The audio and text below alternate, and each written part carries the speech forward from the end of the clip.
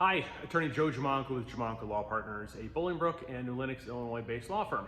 Welcome back to our vlog series on the construction of our new Bolingbrook office. Today is Saturday, June 27th, and a lot has happened, and a whole bunch more is about to start happening. We actually have entered what is a very exciting time for us because in a week from now, a lot is going to transpire. I'm going to do a walkthrough here to show you some of the key elements that have come together in the last few days. But really the bottom line is all the infrastructure, all the framing, the electrical, the plumbing, all the stuff that needs to be there behind the walls is done.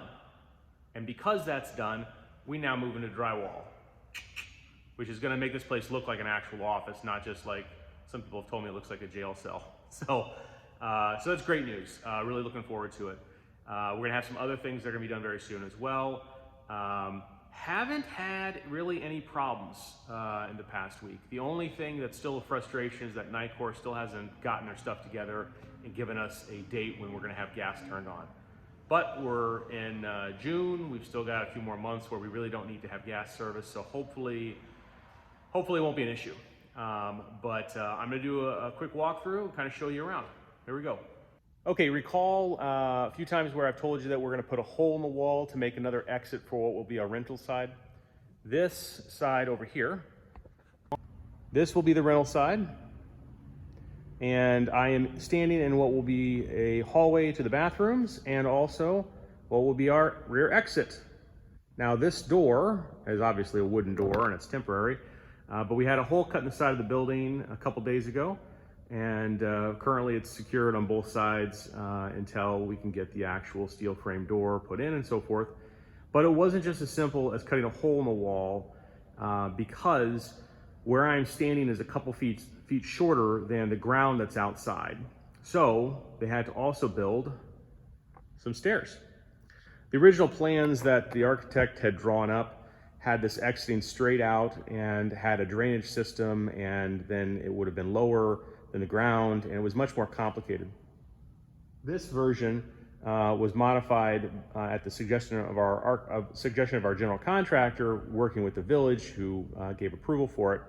And there will be a bump out put right over here for a, I forget what they call it, but basically it's a place for anybody who's in a wheelchair to be able to hit a call button, a rescue site, something like that. In order to get assistance with steps if that was to occur. All of these things are necessary and it's kept the cost down significantly for us as well. So that is a big improvement. Here I am standing in what will become the men's restroom. The roof and plumbing is done, as are some sprinkler extensions, which were just put in this past week right there. Dropping down from the ceiling. There will be a drop ceiling in here. It's one of only two places we'll have a drop ceiling. But then you can also see up here, our HVAC guy has put in some extensions for the HVAC. And while we don't have the rooftop unit yet, that may be coming, or those units may be coming here within the next week or so. And so there's another one there. And then of course you can see the other sprinkler head that's been dropped in here. I should also say there are some other things that have been done that I won't even be able to pick out. Our general contractor's been here working all week long, getting last minute details taken care of for the framing structures that we see, as well as making sure the electrical and plumbing was all done. As of yesterday, all the mechanicals, all of the roughed in electrical and plumbing, so forth, was signed off on by the village. So it's all been approved. Everything is top notch.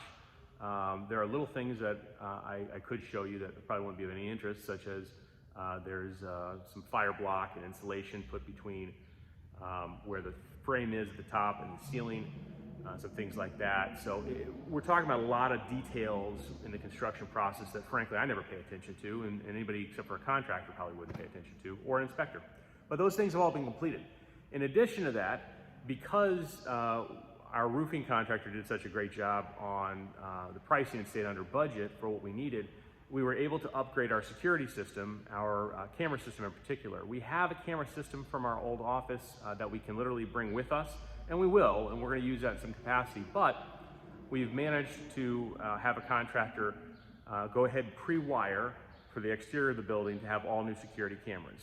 You may recall in prior videos I had made a comment about needing to put some cameras up out back. The system that we were going to put up, we're going to use differently.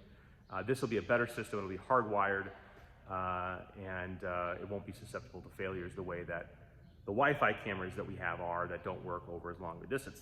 So that has also been done. There's no point in me showing it to you because it's literally cables that run along the ceiling and some other places. The cameras will be installed next week after the drywall goes in. So all of those things are completed, and this place is going to look dramatically different probably about a week from now. I think they will have most, if not all, the drywall up. They'll have some of the taping done, and then of course there's going to be a lot of taping, sanding, and so forth, prep work to get the drywall ready for paint. And then the paint will take some time as well, of course. And I'm not sure about the construction schedule, but following that, of course, we're going to have flooring, and the lights will be installed, and bathroom fixtures, and all those kinds of things. We have glass that goes inside the side lights of the windows, next to the doors, the new vestibule that'll be going in. One of the last things that'll go in will be the glass doors for the conference room and the glass wall, for obvious construction reasons. But I believe a week from now, we will have half the parking lot construction completed. We are having huge sections of asphalt pulled out. As you may recall, in one of the first videos I shot, there were issues with the village inspectors getting mad at us because of the potholes that were there for years, and I filled them in temporarily. Well, that temporary Band-Aid is going to get fixed with a permanent solution thanks to our parking lot contractor. They're going to cut out huge sections that are damaged, repave those, and then a few days later, a little over a week from now, they will be sealing and restriping the entire lot. So it'll look dramatically better. So there's a lot that's going to happen in the next week, next 2 weeks. I also had a conversation with our general contractor yesterday. He told me that he suspects that he will have us into the property by the first week, second week at the very latest of August. So thumbs up to that. It's a little after when we wanted to be in, but you know, backing it up a week or 2 weeks is really not that big of a deal on a construction project this size. So that's great. A couple tips. We are funding this with a construction loan. We have a bank that is local that we're using, Bolingbrook Bank and Trust. The folks there have been fantastic. Obviously, we have to put money into the project, but they also see the potential of it, of what we're building and what the value will be once it's all completed. And be based upon credit and all those kinds of things that you need in order to qualify for underwriting. We qualified for construction loan, and so that's how we're financing a large portion of this project. As part of that project, there's a whole process you have to go through in order to get the funds approved to go from the bank to the contractors. They don't just cut checks willy-nilly, and you don't want them to, because the problem is if you have contractors that are not like ours, that are trying to get money for things they haven't done, or they've done a poor job completing projects, you can wind up in a situation where a construction project's not done and you've used up all the money that you have available. So it goes through a title company, and then the construction companies have to sign off on lien waivers in order to acknowledge that they're receiving payment, and they're going to waive any kind of what's called a mechanics lien on the property. If you have work done on a piece of real estate, and even if it's done by a subcontractor, if that contractor is not paid for work that's done, they can claim a lien against your property, just like a bank could on a mortgage. The difference is that a mechanics lien is considered basically a super lien. It precedes any other lien, including ones from your bank. So if you have a dispute with a contractor, you want to avoid that scenario where they're claiming a lien against your property. In a big construction project like this, it's very common to go through a title company to make sure all the I's are dotted and the T's are crossed with the construction to make sure that there are no mechanics liens at the end of it. I could talk probably for an hour about mechanics liens, do's and don'ts, how to handle them if there is one that's claimed, they are defensible, litigation aspects of it as well. But really the bottom line is, as a property owner, you don't want one. And if the contractor's done their job, you shouldn't have one. You should be paying them and moving on. But for those contractors who don't do their job, who do a poor job, or who are trying to get paid for work that isn't done, it's a totally different story. And that's where it's really important to stay on top of the contractor, the scope of work, and all those kinds of things. So I literally could go on and on, but no one's interested in that, I'm sure. In any case, our bank's appraiser came through yesterday, looked everything over.